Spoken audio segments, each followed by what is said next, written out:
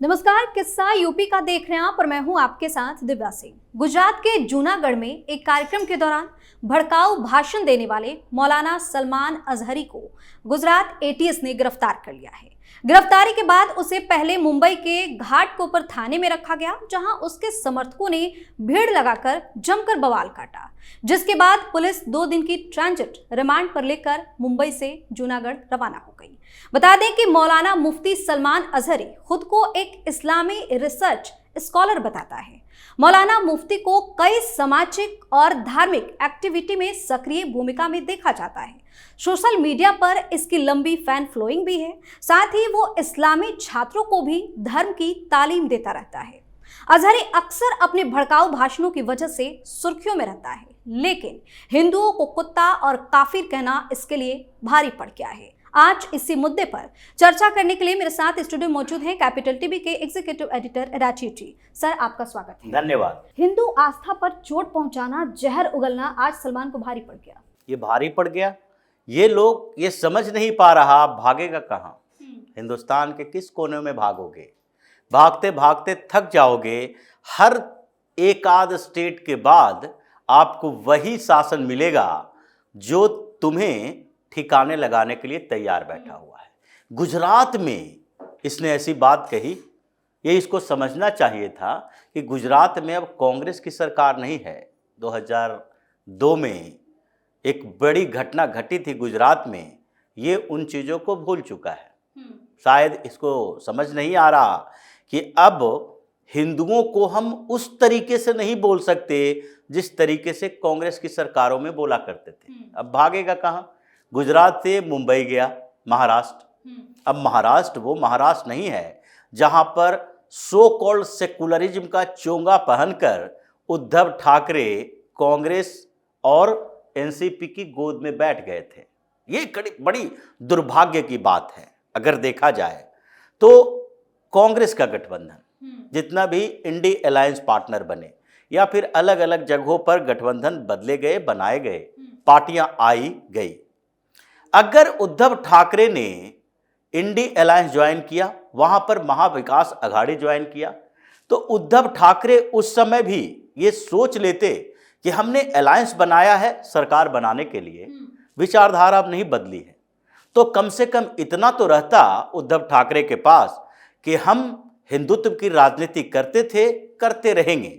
लेकिन यह कितना दुर्भाग्य की बात है कि गठबंधन बदलते इनके सहयोगी पार्टनर जितने थे, चाहे कांग्रेस हो या एनसीपी हो, उन दोनों ने अपनी विचारधारा नहीं बदली कि हम उद्धव ठाकरे के साथ गठबंधन कर रहे हैं, तो उद्धव ठाकरे के साथ गठबंधन की सरकार में हमारी विचारधारा वही हो सकती है जो उद्धव ठाकरे चाहेंगे। सीएम तो उद्धव ठाकरे थे, लेकिन उद्धव ठाकरे अपने आप को पूरी तरह से बदल लिए। जो बाला साहब ठाकरे कहा करते थे कि हमारी राजनीति का केंद्र हिंदुत्व है, जिस दिन हमको अपनी विचारधारा से समझौता करना पड़े, जिस दिन हमारे हिंदुत्व की विचारधारा बदल जाए, उस दिन हम अपनी दुकान बंद कर देंगे।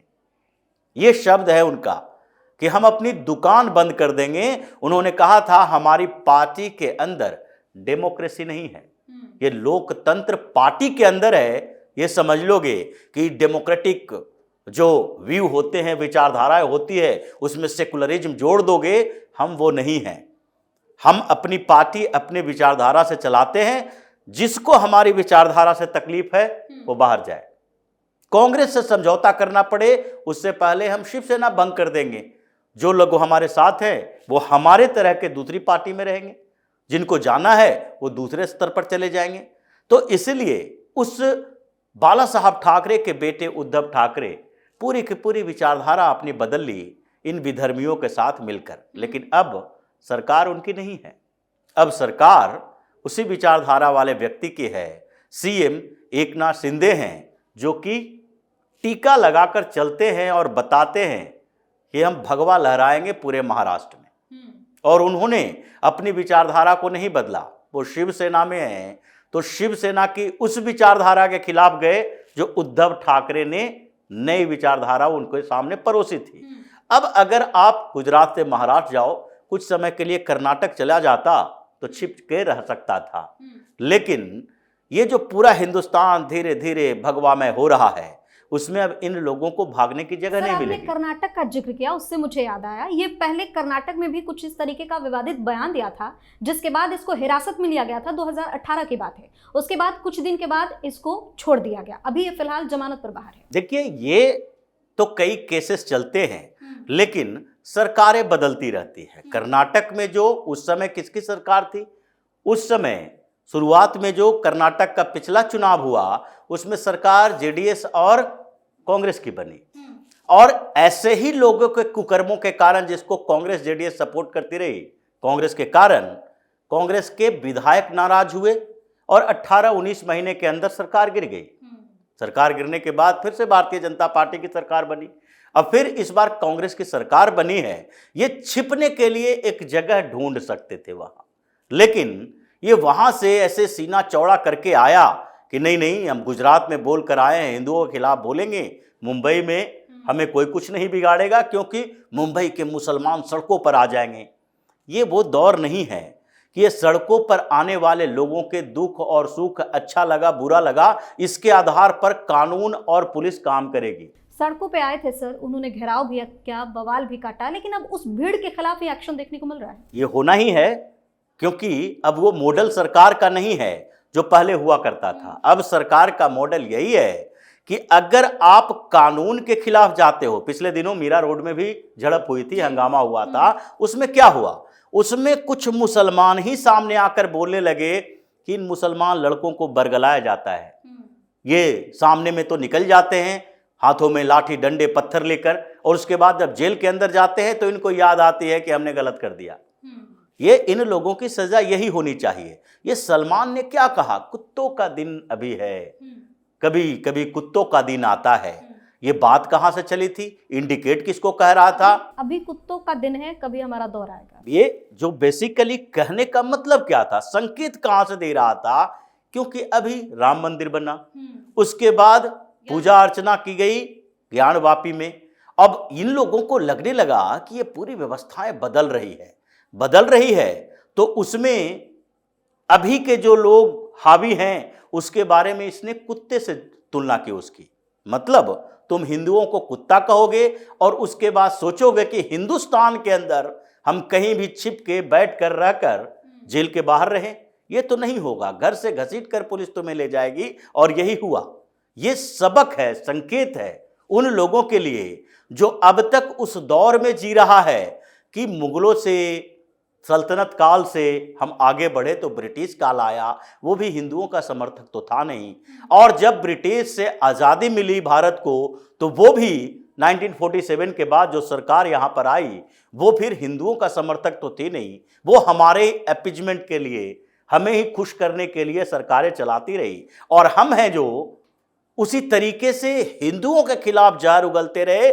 इस्लामिक स्कॉलर अपने आप को कहता है ये लोग, इस्लामिक रिसर्च स्कॉलर। ये जाकिर नाइक भी था, और जाकिर नाइक एक कांग्रेस की उपज ही था। कांग्रेस के समय में चारों तरफ घूम घूम कर भ्रम फैलाता रहा, और उसके एक एक स्पीच में पता चलता था कि किस तरीके से वो हिंदुओं के खिलाफ जहर उगल रहा है। यही नहीं, गैर इस्लामिक जो भी हैं, क्रिश्चियनों के खिलाफ भी उगलता था। ये पूरे पृथ्वी को इस्लाम केंद्रित बता रहा था कि जो भी नबी हमारे हैं वो हिंदुओं के देवी देवता भी उन्हीं के नबी है। जिस तरीके से वो भ्रम पैदा करता रहा, पता कैसे चला, जब टेररिस्ट अटैक हुआ बांग्लादेश में, एक इस्लामिक स्टेट में, वहां पर भी जब टेररिस्ट अटैक हुआ तो उसके युवा जो थे कहे कि ये तो जाकिर नाइक के स्पीच सुन के मेरे दिमाग में आया कि अगर इस्लाम की सुरक्षा करनी है तो ऐसे क्लब, ऐसे नाइट क्लब को बंद करना पड़ेगा। उन लोगों ने गोलियां चलाई, सैकड़ों लोग मारे गए, जिस तरीके से विभत्सता देखी गई। फिर जब उसके खिलाफ कार्रवाई यहाँ हिंदुस्तान में शुरू हुई, ये भाग के चला गया यहाँ से, उसके टीवी चैनल रोक लिए गए, क्योंकि अब वो दौर नहीं है कि तुम कुछ भी करके सिर्फ और सिर्फ मुस्लिम होने के नाम पर बचते रहो। वो तथाकथित पत्रकार कौन है जो बौखलाए हुए हैं इसकी गिरफ्तारी से? देखिए, जो भी पत्रकार इस विचारधारा की बात करते हैं, जो भी अभी कहता है कि भारतीय जनता पार्टी की विचारधारा के खिलाफ हम हैं, मोदी की विचारधारा के खिलाफ हैं, उनका तो बौखलाना लाजमी है, क्योंकि उन लोगों को लगता है कि एक वर्ग विशेष की सुरक्षा करना ही सबसे बेहतरीन विचारधारा हो सकती है। चाहे वो वर्ग विशेष यानी कि यहाँ के मुसलमान तांडव मचाएं तब भी उसकी सुरक्षा करो, अगर वो जहर उगलें तभी भी उसकी सुरक्षा करो, वो सड़कों पर पत्थर लेकर पहुंच जाए तभी भी उसकी बात करो, अगर वो नूह में शोभा यात्रा पर पत्थर चला दें, गोलियां चला दें, लोगों की हत्या कर दें तभी भी उसकी सुरक्षा करो। मतलब इन लोगों की विचारधारा है कि यहां पर अल्पसंख्यक होने के नाम पर हिंदुस्तान में मुसलमानों को बढ़ने दो, और वही बढ़ने की स्थिति है कि आज हिंदुस्तान में 14%, 18%, 20% ये आंकड़े जो बढ़ते जा रहे हैं, इन लोगों को दिखता नहीं है कि जिन देशों ने हमसे अलग होने का फैसला किया, चाहे पाकिस्तान हो या बांग्लादेश हो, पाकिस्तान से जो बना, इन दोनों जगह पर हिंदुओं की क्या स्थिति रही। अगर हिंदुओं की स्थिति वहां पर बेहतर होती, अनुकूल होती, तो एक कम से कम हमारे अंदर भी सॉफ्ट कॉर्नर होता कि चलो वहां पर अल्पसंख्यकों के सुधार सुरक्षा के लिए काम किए जा रहे हैं। लेकिन ये नेहरू लियाकत पैक्ट हुआ, लियाकत अली और जवाहरलाल नेहरू के बीच एक पैक्ट हुआ कि हम अपने दोनों देशों में अपने अपने यहाँ अल्पसंख्यक अधिकारों की रक्षा करेंगे। मुसलमानों को हिंदुस्तान में सुरक्षा दिया जाएगा, पाकिस्तान में हिंदुओं को, सिखों को सुरक्षा दिया जाएगा। स्थिति क्या है? मुसलमानों को हिंदुस्तान के अंदर तो सुरक्षित रखा गया, सुरक्षित ही नहीं रखा गया, वो पूरी की पूरी सियासत ही मुस्लिम केंद्रित बना दी गई। मतलब मुसलमानों को खुश करने के लिए पॉलिसी बनाई गई। ये जो यूसीसी की बात अब चल रही है, 1947 में होना चाहिए था, संविधान में दर्ज है, राज्य के नीति निर्देशक तत्व में कहा गया है, राज्य जब अनुकूल स्थितियां देखे उस समय यूसीसी लागू होना चाहिए, यूनिफॉर्म सिविल कोड। लेकिन इन लोगों को कभी अनुकूल दिखा ही नहीं, क्योंकि मुसलमान मौलवी मौलाना नाराज हो रहे थे। तो ये जो मुस्लिम केंद्रित राजनीति, प्रशासन और साथ ही कानून व्यवस्था रखी गई, वो अब खत्म हो चुका है। अब कानून का शासन है। अगर कोई हिंदू भी बहुत गलत बोलता है, इस तरह की बातें करता है, उसके खिलाफ भी कार्रवाई होती है। लेकिन कम से कम ये तो देखना चाहिए कि हिंदुस्तान में बहुसंख्यक हिंदू होने के बावजूद, इतनी परेशानियों के बावजूद, कभी भी कोई ऐसी घटना सामने नहीं आती है कि 10-20 हिंदुओं ने हंगामा खड़ा करके नारेबाजी कर दी। मुस्लिम मुहर्रम मनाने के लिए जा रहा था, मुहर्रम की यात्रा निकल रही थी और उसमें पत्थरबाजी कर दी। जब इनके मस्जिदों के सामने में निकले कोई शोभा यात्रा तो इनको तकलीफ होती है कि नारेबाजी मत करो। ये नारेबाजी नहीं करेंगे शोभा यात्रा में, अगर जय श्री राम के नारे नहीं लगाएंगे, अगर हर हर महादेव के नारे नहीं लगाएंगे, भजन नहीं करेंगे, तो क्या करेंगे? तुम्हारे अल्लाहू अकबर करें। ये सोचना चाहिए इन लोगों को, लेकिन सोचना पड़ता है हिंदुओं को, क्योंकि इन लोगों को दबाया गया। हर समय पर्व त्योहार जब हिंदू के होते रहे, धारा 144 लगाकर उसे शांत कर दिया गया। अब वो दौर गुजर चुका है, इसलिए सलमान को घसीट कर ले जाया गया। और ये उन लोगों के लिए सबक है कि अगर फिर से ऐसी बातें की तो उसके बाद तुम्हारे लिए ये अय्यासी वाली जगह नहीं है, सीधे जेल के अंदर जाओगे, वहां से निकलोगे तब तुम्हें समझ में आएगा कि जेल क्या होती है। ये बाहर में हम जिस तरीके से भौंकते फिरते हैं उसकी सजा क्या हो सकती है। जी बहुत बहुत धन्यवाद सर तमाम जानकारी। धन्यवाद। तो हिंदुओं की आस्था पर जहर उगलने वाले मौलाना सलमान अजहरी को गिरफ्तार किया गया है, जिसके बाद से कई कट्टरपंथियों की बौखलाहट भी अब सामने आ रही है। लेकिन जिस तरह से मुफ्ती ने कई तरह की भड़काऊ बातें कही थी, उसके बाद से ही इसकी गिरफ्तारी की मांग तेज होने लगी थी। किस्सा यूपी का में फिलहाल के लिए इतना ही। अगर आपने अभी तक हमारे चैनल को सब्सक्राइब नहीं किया है तो सब्सक्राइब कर लीजिए, हमारे वीडियो को लाइक कीजिए, शेयर कीजिए, साथ ही हमें कमेंट करके जरूर बताइए कि आपको हमारी खबर कैसी लगी। धन्यवाद।